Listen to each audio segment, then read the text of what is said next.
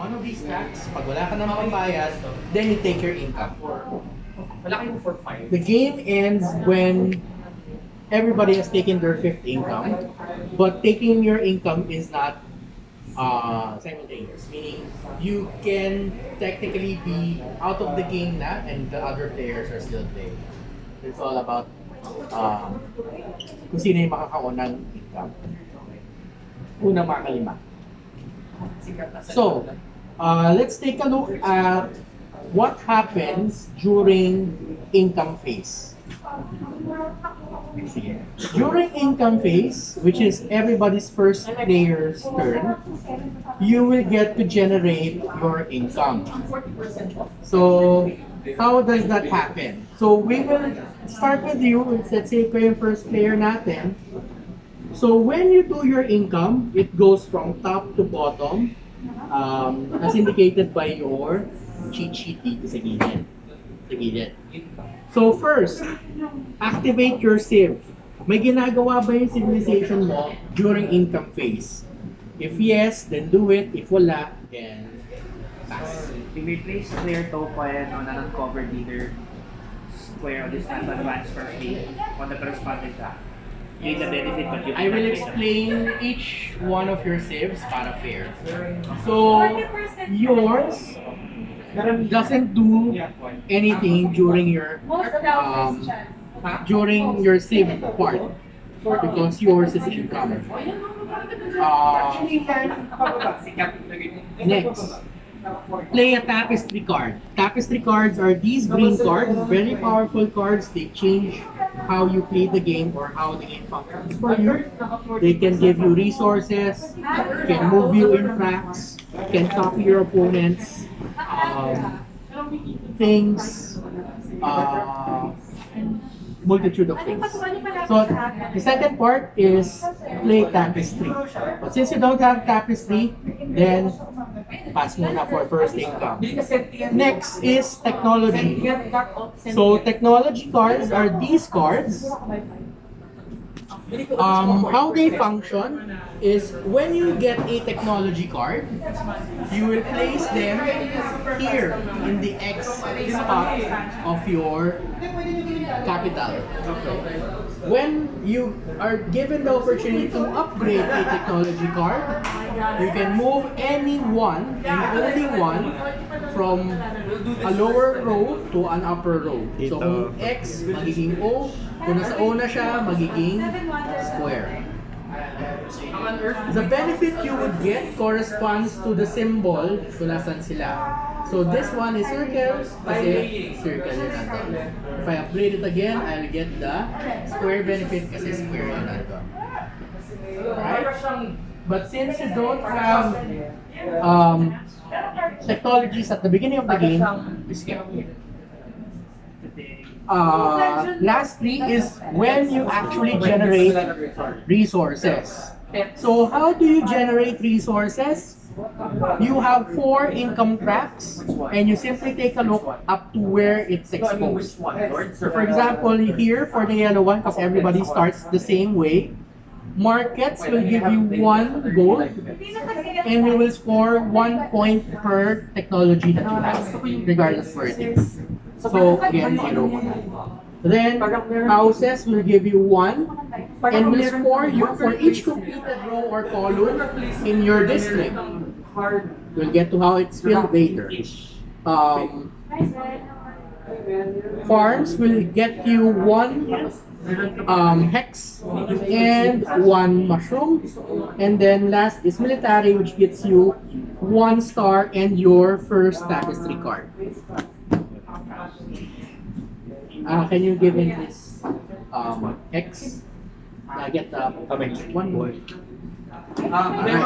So that's your income. So 0. Everybody tracker. will do income for each of you, so I can explain your sieve as well.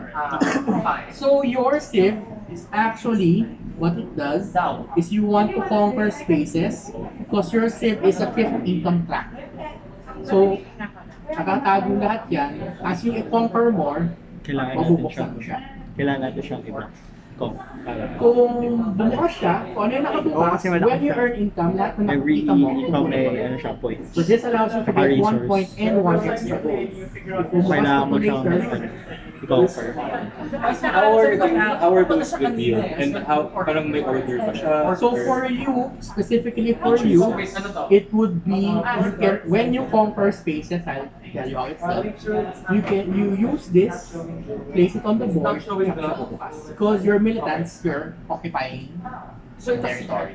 So the more territory you But in control, terms of the so you order, you can open the leftmost, and then from there. You can choose to open either the top or bottom. Gusto mo one top then bottom or top lang sa mga left.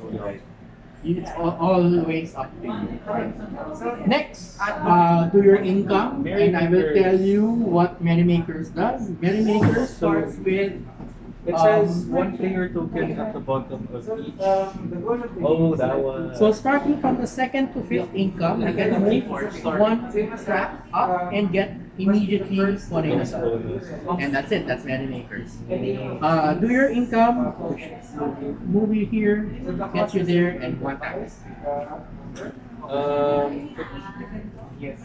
You can look at your tapestry and sir, Yes. you are leaders. So when fast track your income, so get one hex for him. One hex, one hex.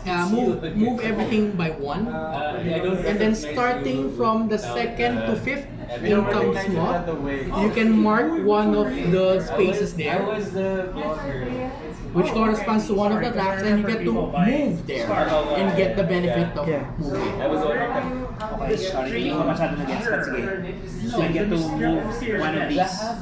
So advance ka dito.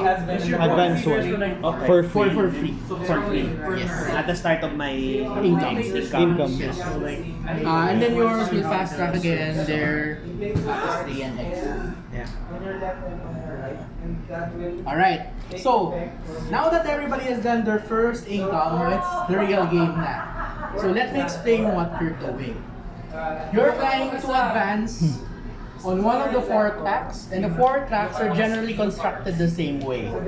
So first, there's 4 levels to each track. Level 1, 2, 3, and 4. That's yan meron.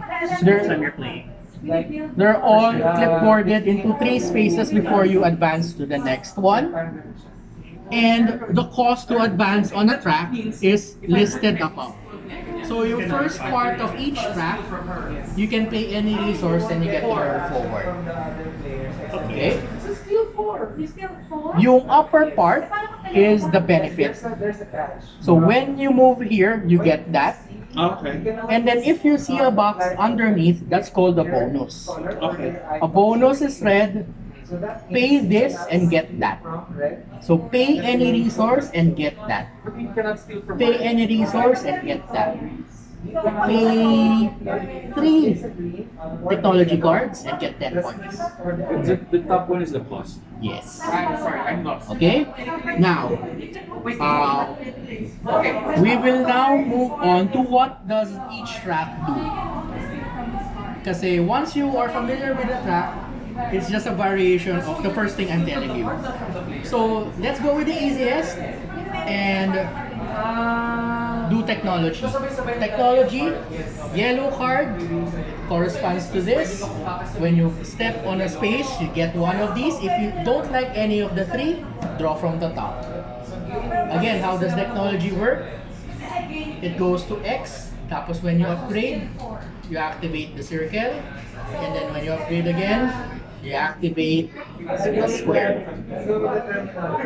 Doon sa technology, before you can get to the square part, meron siyang prerequisite sa baba. May ano? Sorry? Prerequisite sa baba. Okay. So, ang ibig sabihin lang nun, either you or your neighbor has to have access to that part of the board before it's invented. So the printing press, at least somebody is on technology 2. Barns, kailangan may bukas na ng breeding. Either ikaw or yung katabi mo. Siegecraft, kailangan meron na sa second tier ng military. Otherwise, hindi mo siya pwedeng iakyat pa. So you just check, katabi ko ba? Or ako nandun na? If yes, pwede ko siyang i-upgrade to the square. If not, antay pa ako. You can have any number of technologies, but you can only upgrade one card at a time during income. There are other opportunities such as the board, anything na makita mo may arrow na pataas, or as I discovered kanina, some of the tiles actually let you upgrade. Hindi ko na alam before. So yun. So that's technology. So this one get technology, this one get technology, or put one of your markets out into your capital. So may different variation ng houses.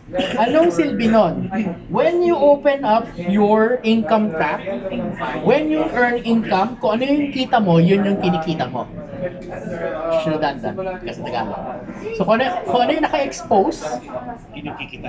yes. So kung nabuksan niya na yan, he gets 2 gold instead of 1. Every income phase. Also, when you get or put out houses or buildings, they go to your capital. So if zoom in mo yung space na to, it's Ito yung that. itsura niya. Yes.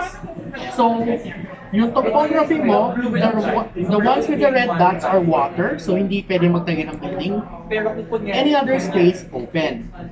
When you completely close off a district, which is a 3x3 grid, yung boxes na yan. So let's say, naglagay ka dyan, the moment you fill up a 3x3 box, get a resource of your choice. So this one, If you're able to red complete card color, so yung red a row or column, for each row and column that you complete, that will earn you points during your income via the houses scoring bonus or scoring effect. So check mo per column, then per row. Then that's how many points. That's it. Ay, yung 3x3 resource ulit, one free resource, di ba? Pag Yes. na-complete. One. Yeah. I see. So, yellow is invention card or tech card. Green is tapestry card. And then houses corresponds to the houses. There are yung iba, more complicated, but it's the same also. This one, when you get here, discard the 3, draw 3, pick 1 from the new pile. This one, discard the 3, pick 2 from the pile. Very straightforward. Next. What are some circles have this? Alright, so I was going to explain that last, but Sige, na lang. next, easiest one of them is exploration. What does exploration do? Dalawa lang yung tingnan dito kay exploration. If it's gray, it means you're getting a hex. A hex is part of your resource pool. It's not placed pa sa board. If you step on a colored hex, it means you get to choose from your pool and play a hex down.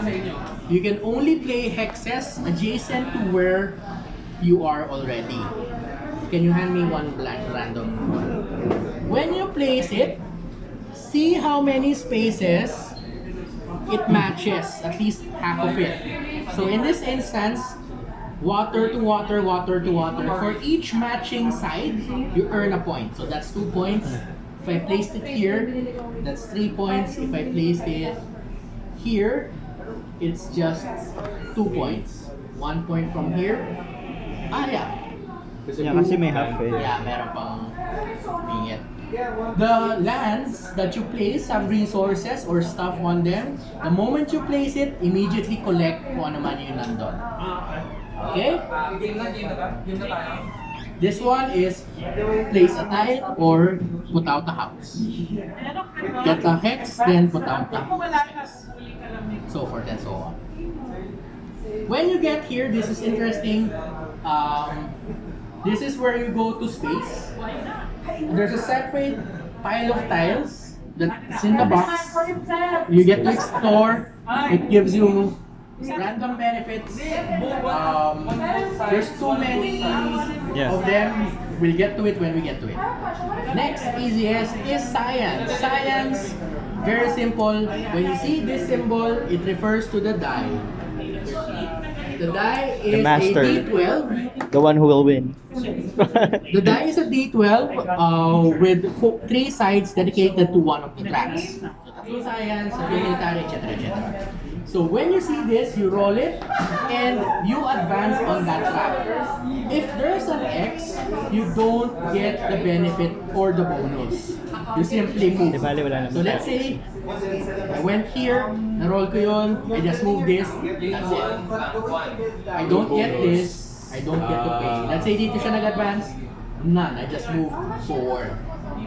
But if sa house, It doesn't matter, you ignore the space altogether because you just simply, I mean this one, for example. sige, we'll get to it. So ito, dahil may extra, you don't get the benefit if you move another. Kung ano yung lumabas, pwede lumabas yung sarili niya, so advance lang yung sarili niya. But it doesn't get to do this. Okay. If wala ng X, then move na and benefit. But no bonus. Magbubukas na ba yung dito? And this, the later part in the game, simply means get to move on those tracks. And get that. As if you roll, automatically right. Military or tech or expert. Last and the most tiring is military. So si military,